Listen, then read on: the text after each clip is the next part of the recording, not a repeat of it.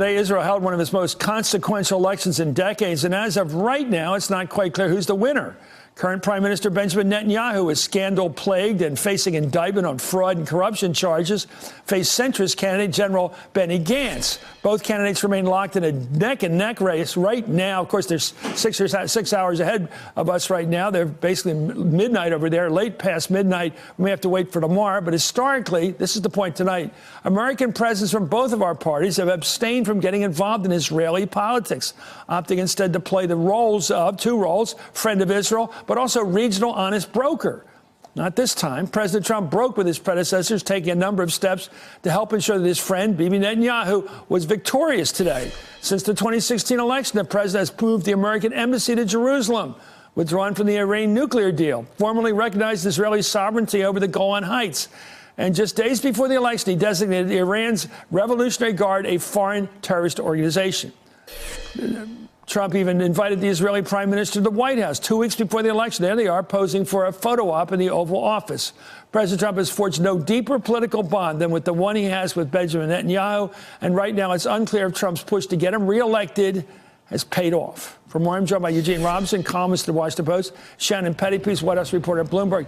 Shannon, this election, I've been following the Middle East like every grown-up American who lives in this country. We all follow Middle East negotiations and politics, and always our president, from Eisenhower, from all the way up to W, although some lean towards Israel more, some leaned against it a little bit, their government, they've always played this other role as honest broker in the region so they can bring peace and play a bigger global role than just being buddies with Israel.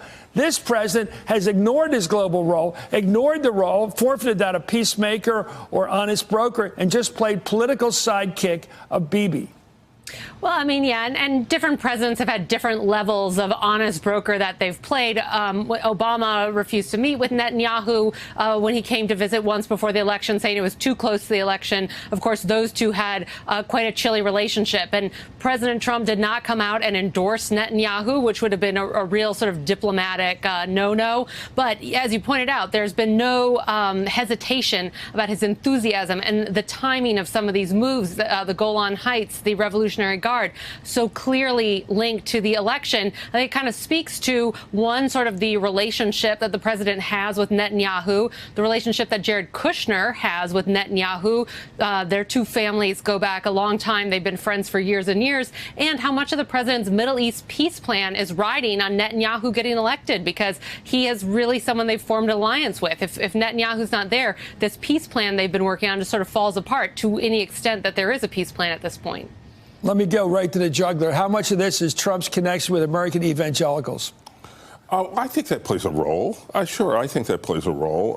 It helps, shore up his continuing support from the evangelicals, gives them a reason to forgive all the un-evangelical things he does, un-Christian things he does.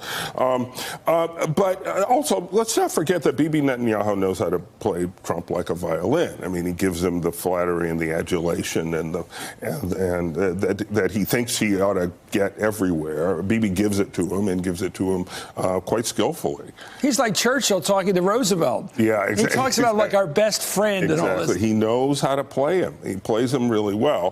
This will turn out to be one of the more consequential legacies, I think, of the Trump administration. He's squeezing all kinds of toothpaste out of the tube, and I don't know if it can be protected. Well, let's talk politics here in America for all our listeners and viewers right now. Shannon, if Bibi goes down, is this an outpost, a political outpost of Trump falling the year before his reelection? Well, I mean, I guess that's hard to tell how much the Israeli populace can reflect the U.S. But yeah, Netanyahu does reflect this really sort of similar style of Trump. They're both these sort of take no prisoners, political fighters. They get backed by this sense of nationalism. They sort of eschew and shrug sort of political norms and political correctness. So in a lot of ways, I think that kind of speaks to the bond and the relationship that these two have developed, and in a lot of ways that they have the same style. So, right, as we sort of saw this wave of Trumpian candidates around the world come up, I mean, maybe, who knows, we could look, 4 years from now and say this was sort of the beginning of the end of that wave of Trumpian nationalist candidates. Well, this past weekend, President Trump told the Republican Jewish coalition, which consists of American voters, that he has supported their Prime Minister Netanyahu. Let's watch. He called him their.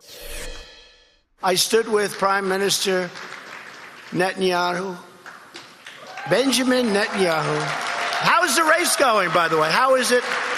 Who's going to win the race? Tell me. I don't know. Well, it's going to be close. I think it's going to be close. Two good people. But I stood with your Prime Minister at the White House to recognize Israeli sovereignty over the Golan Heights. So people have jumped on that term "you're," you know, because they're Americans. He's talking. I don't know. That's well, they I'm not are sure Americans. Yeah, you know, you got one. Had a Democrat, a progressive, said that. You know, if Ilhan Omar had said that, I know it would have been, you know, shocking. I get it. Screaming headlines on Fox News. But the United States has a policy. It's bipartisan for years now, since Oslo, that we want to recognize the rights of the Palestinian people. They're people too, just like the Jewish people. In fact, you've got a lot of Arabs living in Israel. You've got a lot of almost all Arabs living in the West Bank, and they want to have a country. And that's been our policy. You're going to get a country of your own. We're going to work this thing out. That's not our policy Bibi's now. not doing that. That's not our policy now. No. Bibi has basically foreclosed the possibility of a two-state solution because he's offering, you know, annexation. He's offering Swiss cheese, basically.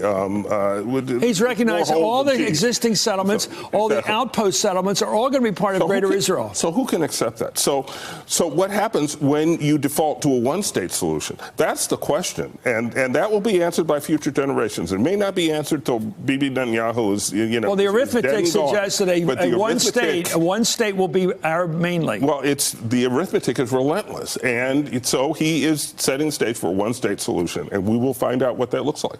You know, I was over in Israel back in the early 70s, and I spent a month over there in the old city, and I have to tell you, that issue of can Israel be a democracy and can it be a Jewish state is always conflicted by the huge numbers of Arabs if you annex all those. Shannon, that conundrum sits in the face of every Israeli voter right now. It still does, and people who support them here. How do you have a democracy if you include so many majority people at some point?